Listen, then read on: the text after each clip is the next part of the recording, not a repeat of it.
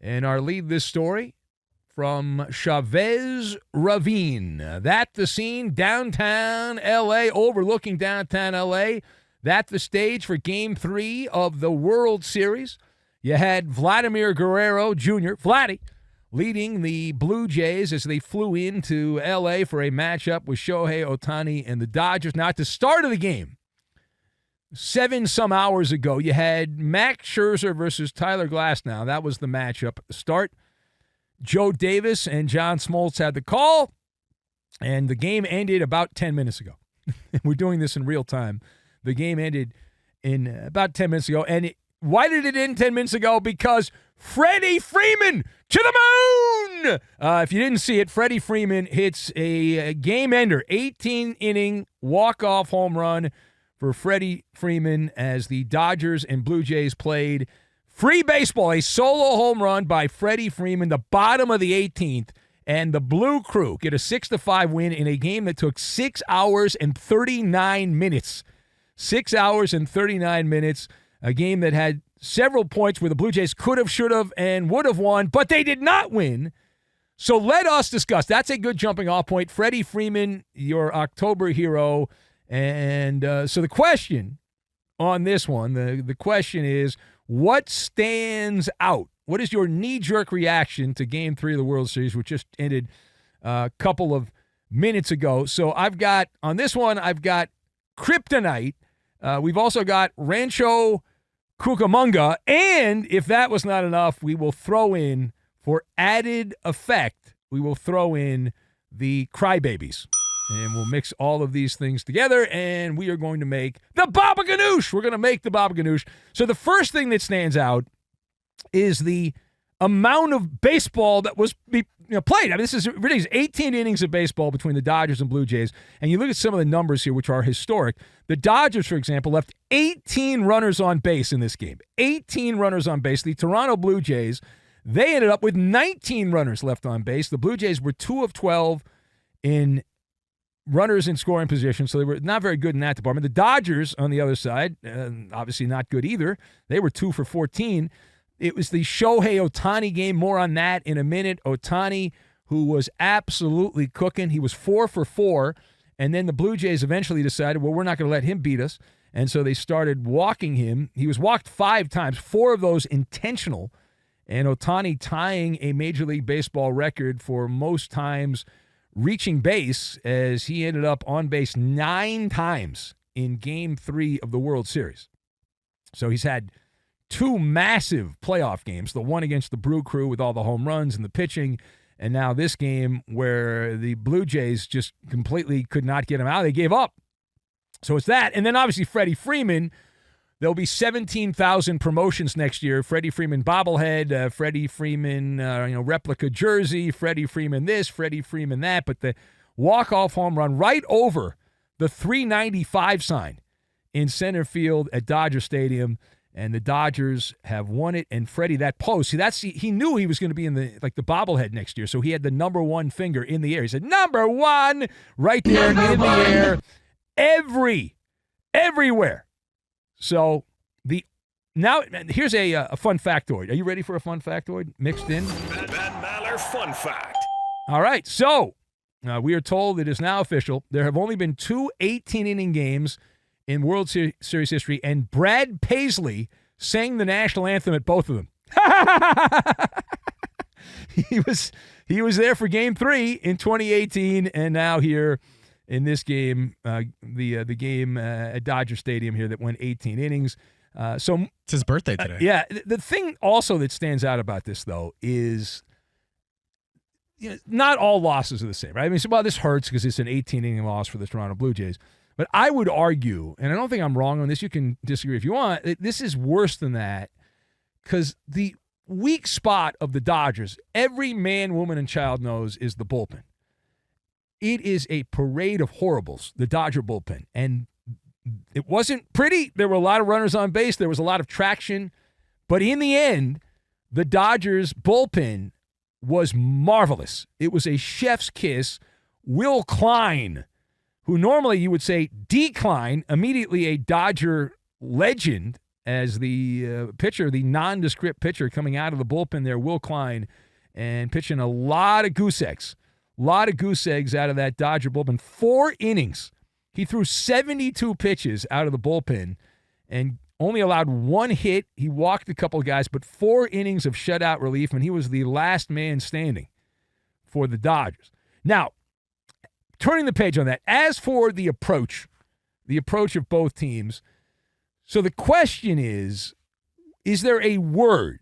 Is there a word? Now, the Dodgers' kryptonite is their bullpen. The Blue Jays blew it. They didn't take advantage of that. But just in general, both teams were rather flaccid as the game went on. So what is the word watching the Blue Jays and Dodgers flail away for what seemed like 3 hours? Like the game, the regular game for 3 hours, the extra innings were like 3 hours plus. So what is the word for the Dodgers and Blue Jays offensive approach for the majority of extra inning baseball there in the World Series? So 2 words, not 1 word, 2 words: hero ball. Hero ball. Everyone in Dodger blue and Toronto Blue Jay uniforms, everyone decided that they were going to go out there and they were going to be the protagonist in the movie. They were making a movie in so many sports movies, and they wanted to be the protagonist in this. And forget team baseball. There wasn't very much of that. Once you got to extra innings,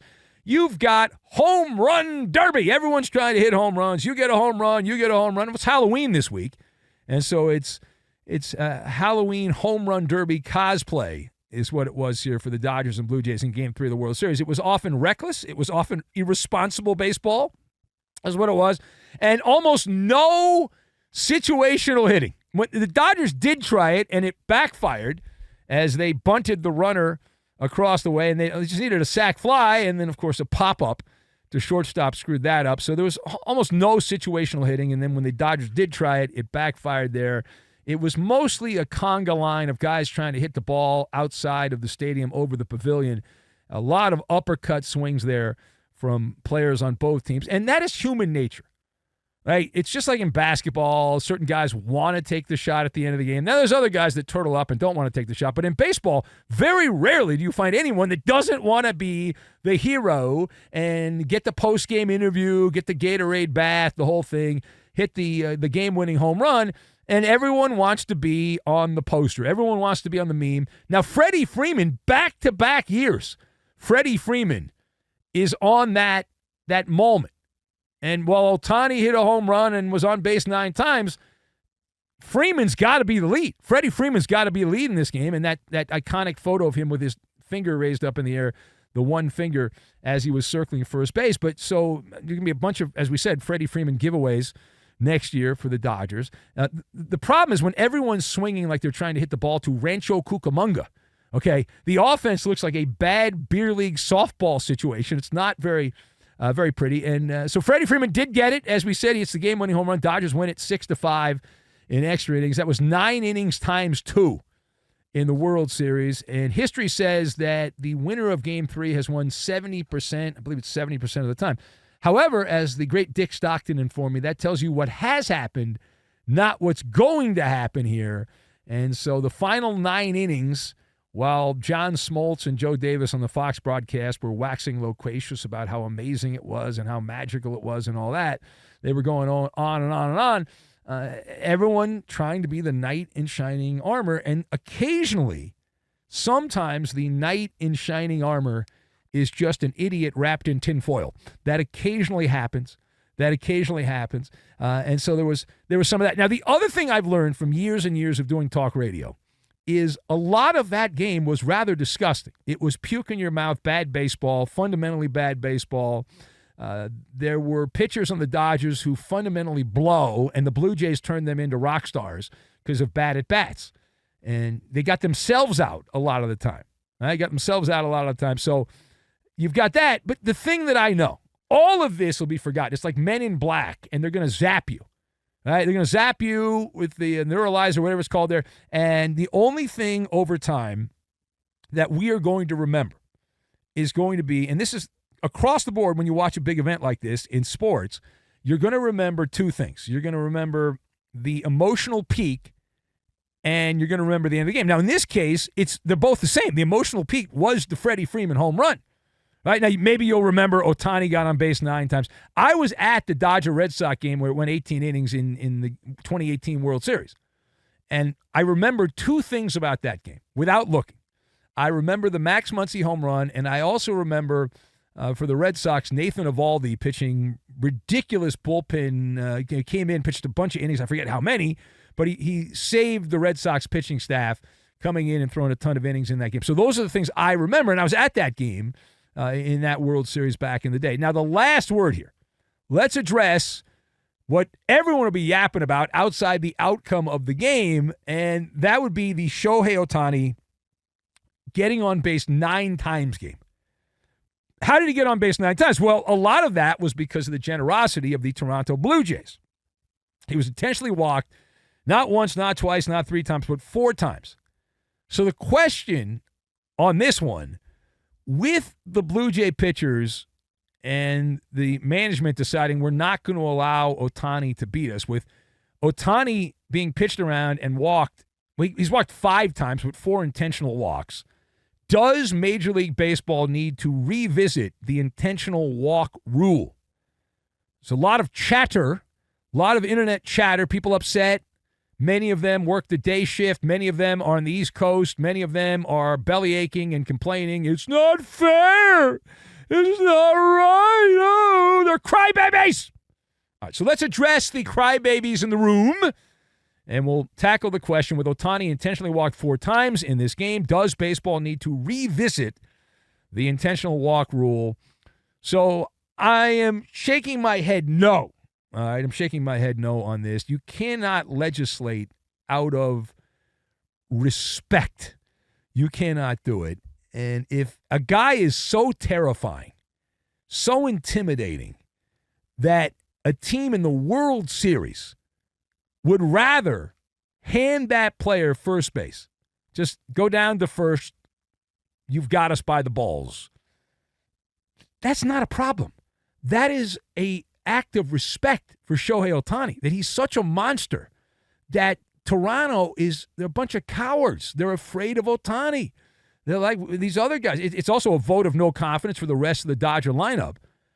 But I totally get it. The Blue Jays didn't just pitch around him. They tapped out in this game. They said no mas. They tossed in the sponge. All of that. John Schneider, the Blue Jays manager, essentially raised the white flag and said, please don't hurt us, Shohei. Leave us alone. 4 intentional walks. Are you bloody kidding me? That is the baseball version of pulling the fire alarm. Now, I'm not going to sit here and pretend like it's not great for the sport. It's terrible for the sport. We get it. I understand. I like baseball. I don't like everything about baseball. I like to complain. I get paid to complain. So clearly, it's not ideal. It's not. It just isn't. The sport neutering its biggest stars, cutting the balls off its biggest stars on the biggest stage around is not what you're hoping for. It's not. It's just bad television. It's bad entertainment. And so that is an issue that you have to factor in here. It would be like telling Patrick Mahomes, listen, dude, you're so good. The defense has asked you to not throw a pass in the Super Bowl. And so we're not going to allow you to throw a pass in the Super Bowl because you're so good. Or whoever your favorite NBA player is right now. I mean, back in the old days, you'd say LeBron. But whoever it was, you don't let them shoot the ball in Game 7 of the NBA Finals. All right. Now, the Yabbit crowd, Yabbit, Yabbit, Yabbit, Yabbit, Yabbit, the Yabbit Rabbit says, listen, change the rule. It's bad for the sport. You got to advance. The baseball's been around since the 1880s or whatever. You got to advance the sport. Of course, I'm on the counter of that. Well, my argument is you cannot change the rule every time somebody is so good. It's emasculating. In basketball, they got rid of the slam dunk because, certain guys were too good. Wilt Chamberlain, Kareem Abdul-Jabbar, players of that ilk. Kareem created the sky hook, which was unstoppable, known as Lou Alcindor back in those days. But in the context of baseball, it's part of the sport of baseball. You earn that treatment. They're not walking nobodies 4 times intentionally. So just to play devil's advocate here, and again, my position is firmly that baseball does not need to dramatically change this rule, that this is more of an outlier situation. Now, that being said, I did activate the Maller think tank. The Maller think tank has been activated here. And the idea, and we were tossing this around casually or in an earlier hour of the show, it does make a lot of sense that you increase the stakes for players that are so good you're going to multiple times intentionally walk a player. So I would be open to it. I wouldn't love it, but I would be open to the idea. Intentional walk. If you walk Ohtani the first time, he gets first base. If you walk him later in the game, he gets second base. If you walk him a third time, he goes to third base. And if you walk him a fourth time, he just give him a run. If you're such a coward and your pitching staff blows so much, I'd be open. It is gimmicky, and I generally try to avoid that kind of stuff. And here's the thing, though. If you think that would be too radical, oh, you're just being a shock jock, Maller. That's why you're on overnight. They're never going to consider that. Oh, really? Oh, really? In my lifetime, Major League Baseball, ghost runners. Ooh, spooky. Rob Manfred gave you ghost runners. That's Little League. That's Beer League softball. Ghost runners. Rob Manfred gave you ghost runners. So is it outrageous to think if you intentionally walk a guy 4 times, he'll just end the game, that's it, and give you a run? Pitch clock. That was blasphemy back in the day. Baseball's got a pitch clock. Bigger bases. The size of pizza boxes. Who asked for that? Baseball's got it. Ban the shift because the players can't adjust. Baseball did it. So Rob Manfred has already turned the game into a bit of a funhouse. And a bit of a funhouse here with everything here, all the gimmicks and, out of an effort to make the game of baseball more entertaining. So either way, 4 intentional walks, which is what Ohtani got here, the ultimate badge of RESPECT for Ohtani. That is it. Toronto did not pitch to Shohei Ohtani, the meal ticket for the Dodgers, the entire second half. I guess there was one at bat there. They had to because there was nobody on. But other than that, for the majority of the World Series game when we went to extra innings, because they knew Ohtani was going to torch him. And so you can wrap that in any way you want. I'll put a bow on it this way. Major League Baseball, just to clarify my position, because I know you only listen to half the things I say if I'm lucky. Major League Baseball does not need a rule change. However, if you want to tinker a little bit, I'd be okay with it.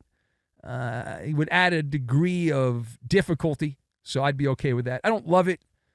That would be a bit of a compromise. It is the Ben Maller Show. If you'd like to be part, you can join us now after Freddie Freeman ends the 18-inning World Series thriller. The Dodgers are 2 wins away from the World Series, and if they win just the games at Dodger Stadium, they can wrap it up in a couple of games here on Wednesday night if they win the next 2 here. The Dodgers have a tremendous pitching advantage, at least in the game here on Tuesday night.